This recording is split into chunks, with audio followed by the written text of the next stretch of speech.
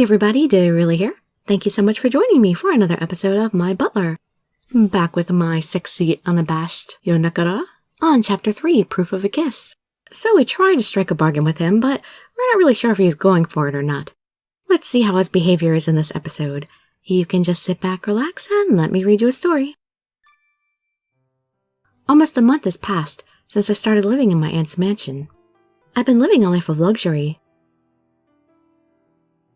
And, like every day, Yonekura has come to wake me up.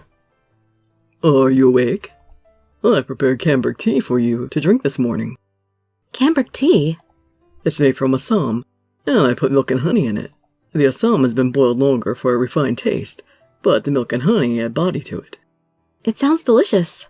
Will you be drinking it yourself, or would you prefer to be fed mouth to mouth? I knew that would come up sooner or later. I'll drink it myself. Jeez. He's like this every morning. I picked up my cup with my own hand and drank the black tea. Mr. Dirili. His fingers stretched out and combed my lips. Combed my lips? What? Pardon me. You had some honey on your lips. Yonekura bowed courteously as if nothing had happened. I know he's doing it on purpose. He teases me like this from time to time when I let my guard down. But after spending a month with him, I've gotten a little used to being pushed around by Yonekura. You shouldn't get used to it. You should be putting him in his place, girl. I mean, I like guys like this, but I like to play back. These ordinary days kept repeating, and one day, I sat down for breakfast. Dogenzaka had served the food on the table as usual. Mr. Dirili, how shall we prepare for the birthday? Huh? Whose birthday? Yours, you ditz. Yours. Your birthday is next month, right? Oh, I can't believe Dogenzaka knows when my birthday is. Well, he wouldn't be much of a butler if he didn't. Oh, is that so? Then we have to have a grand celebration. If there's anything you want us to do, please don't hesitate to ask. Thank you. Kira, Dogenzaka. Will you invite your friends to the party? That's right. Yonekura, Kamisaki, and Kira can't show themselves to other guests. We'll take care of it. Oh, that's true. All three of them are famous celebrities after all. It's okay. We don't have to have anything luxurious like a party. Are you sure? Yeah, I'll be happy if just all of you wish me a happy birthday. Mr. Dirili. Kirishima gently smiled after hearing what I'd said. I want you, Kirishima. It's settled. We'll have a small private banquet on the day of your birthday. We'll celebrate it with you. You will? They're going to have a birthday party for me? Yes, as long as you're not against it. Of course I'm not. It makes me happy, thank you. Understood. That's all right with you too, right, Kirishima? Yes, I comply with Mr. Dirili's wishes. Kirishima smiled happily and nodded. Then each person will figure out their own presents. Kira and Kamisaki can provide some sort of entertainment. Okay. Kamisaki looked a little bewildered. Leave it to me. I'm good at those kind of things. Well, both of you do work in entertainment. I should think you would be good at it. Kira smiled pleasantly, and they both nodded. And Yonekura, can you be in charge of arranging the flowers? Flowers? Yes, it won't be complete without a bouquet of flowers by the birthday girl's seat. Not to mention, it's Mr. Dirili's birthday, so you'll need to make a special bouquet. Please take responsibility and make a bouquet that will please her, Yonekura. A specially arranged bouquet in her image would be even better. A bouquet in Mr. Dirili's image? Yonekura stared at me and looked like he was deep in thought. Yonekura? Later that day in the afternoon. Huh? Where's Yonekura? I've been working on the bouquet, I guess? I just finished the book he told me to read about etiquette. I suddenly realized Yonekura had disappeared before I'd known it. I wonder where he went. He's the one who told me to tell him when I finished reading the book. He's not here. Oh, maybe... He seemed engulfed in something after Dogenzaka told him to prepare the flowers. Maybe he's over there. How do you know where he's preparing the flower? Oh, yeah, that's right. We have a greenhouse. I forgot. Creak. I opened a glass door and it made a small squeaking sound. Inside of the glass greenhouse, the flowers that someone had diligently raised were blooming. I thought he'd be here because they were talking about flowers before. I looked around the greenhouse restlessly and... Oh, I knew it. Yonekura was looking at the flowers in a daze. It looked like he was thinking about something. Yonekura. Miss Dirili. I rushed over and called out to him. Yonekura calmed down and looked at me. Were you looking for me, Miss Dirili? Yeah, I finished reading the book you'd recommended to me. What are you doing, Yonekura? Oh no, nothing in particular. I was just thinking about you. Huh? About me? Why? What kind of flowers do you like, Miss Dirili? Oh, he meant he was thinking about the flowers I like, not me. My heart was racing. Let me think. I like...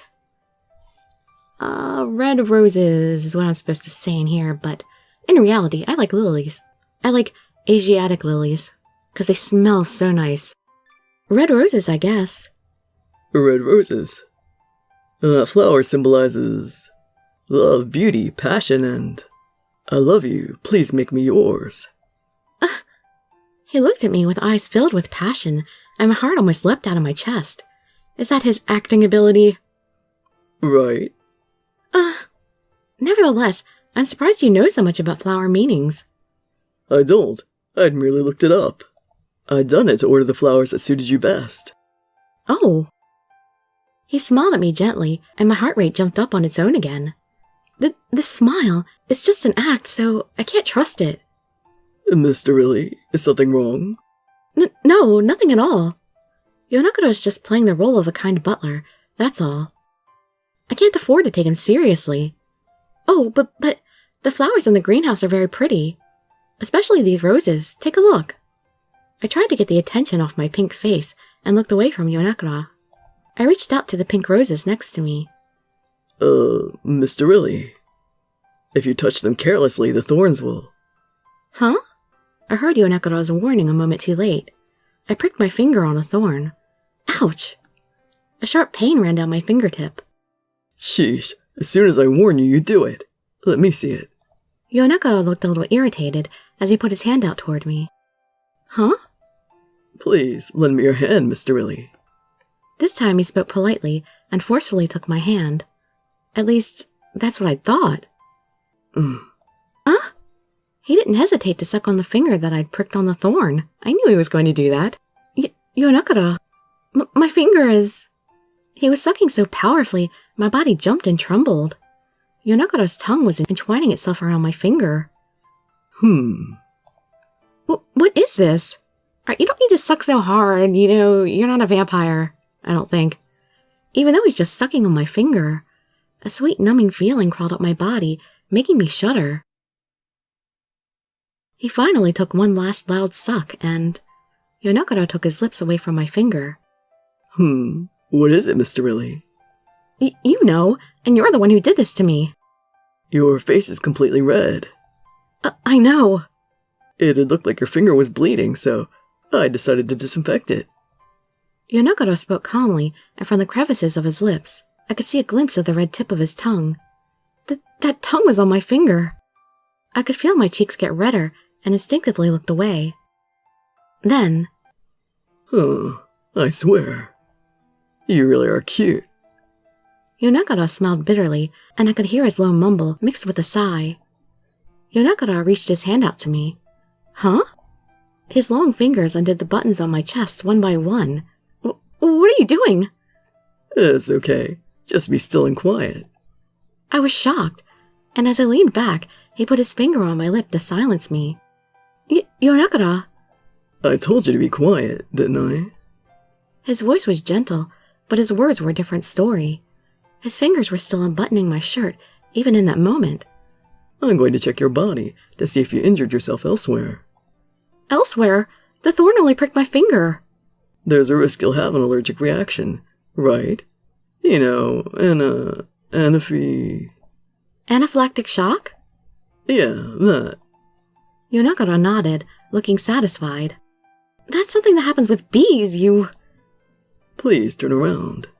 It'll be troublesome if you're swelling somewhere that your clothes are covering. Huh? Yonekura's finger took off the final button on my clothes, and he pulled the shirt off my shoulders. Wait! I was in a panic, but he seized my shoulders and spun me around. Stand still. Please don't move, Miss Dirili. What, are you disinfecting my neck too? Did the thorn somehow prick me there? He hugged me tightly from behind and whispered onto my defenseless neck. In an instant, my heart rate skyrocketed. Miss Dirili. I could hear Yonekura's low, hoarse voice right next to my ear. The smell is... I'd smelled it the first day I'd arrived. Yonekura's sweet scent is kind of like an aphrodisiac. I feel dizzy just from taking a whiff of it. My body trembled as I became dizzy.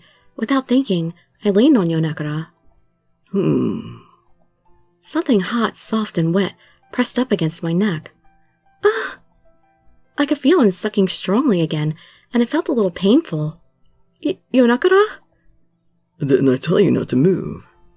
He moved his tongue a little more downward. He sucked again powerfully at his new spot as well. Each time the shivers running through my body got me hot. I wanted to escape, but his arms were holding me so tightly I couldn't move. He went from my nape to the back of my neck, and then to my shoulders. No, I can't. He kissed the back of my neck persistently, and I couldn't stand up because of it. I'll do it thoroughly, so it leaves a mark. A mark? Does he mean a kiss mark? He sucked so hard, I'm sure it'll leave a mark, but... Yonekura originally did this with that intent in mind. Well, I guess you can't undress in front of other men now. Like I was going to do that in the first place. His tongue crept along my shoulders, and he sucked lightly one last time. Why? There's something wrong. Why are you making such a scary face? Why are you doing this, Yonekura? Even if you're pretending to be a butler, this time you've gone too far. Did I do something to displease you? I'm your personal butler. That's why I put my seal on you as proof. Or will you be in trouble if someone else sees them? He smiled as if he was making fun of me. I'll get angry! Is it that much fun teasing me? Huh? I am your master, and you are my servant. Those are the roles we promised to take. Is it so fun teasing me and making me look like an idiot? You're not going to open his eyes in shock. You might just want to think of me as some toy you can play with, but I get excited by every single thing you do and word you say. Okay, the getting angry part was good, but you shouldn't have confessed that. Don't give him the power. Is it fun watching me react like this? Yonekura's face looked unusually shaken up. I would think he would smirk and say yes, actually, but... Yonekura opened his mouth as he tried to cover up his trembling. I'm actually scaring him. I just served you to make you happy, but... you weren't completely dissatisfied, right? He's still saying things like that? I lifted my head up and looked at Yonekura head on. That's a lie, isn't it? Huh? All you want to do is pass my aunt's test. Honestly, you don't care about me in the slightest. You don't like me or think anything of me for that matter. And yet, you can do these kind of things so casually? Yonekura turned around, and his expression stiffened as if he had been startled. I ran out of the greenhouse. Huh? Where am I? I ran out of the greenhouse and tried going back to my room, but I don't know how to get back. This can't be. I can't believe I'm lost inside the mansion. How else can I possibly be? Huh? This is wrong. I went upstairs and downstairs. What floor is this? Oh, I really look like a fool. I can't believe I took his words seriously, even though they don't mean anything. And as a bonus, I'm lost inside this house. I really hate this. At that moment, click. The lights in the hallway vanished for a second. What was that just now? And then, click, click. Huh? The lights in the hallway flickered again. Is somebody messing with me? Click. Eee! This time I was completely covered in darkness. Is there a blackout? I can't see a thing. I couldn't move in the darkness and stood there petrified. No! I flailed my arms blindly, and when I stepped forward, my hand hit something. There was a loud crashing sound. Oh, I probably broke something expensive. Ow! Was the flower vase put up in the hallway? It fell and broke after my hand hit it. What should I do? Call for Yonekura! I really don't want to show my weak side, but darn it. Yonekura! This is shameful, but Yonekura's face is the only thing I could think of. Where are you, Yonekura? I realized I had been desperately calling his name. Yonekura, where are you? When I stretched my fingers out into the pitch-black darkness. Dirili. Huh? Someone powerfully grabbed my wrist. He pulled me into his chest. Ah! Dirili, it's me. From his chest, I could smell the sweet, dense, musky scent drifting into the air. Oh, the smell is... The lights flickered again, and this time the lights turned back on. Dirili. It really is Yonekura. Ah, he came to save me. Was he actually worried about me? This is so surprising. I'm really surprised that he was actually scared of me being angry. But is all his bluster really, just an act as well? Well, I'm gonna go right into the next chapter, so hope to see you there or in some of my other videos. And I'd be so grateful for any likes, comments, subscriptions, or shares with your friends to show some support. Thank you so much for joining me, and I wish you all health, happiness, and safety.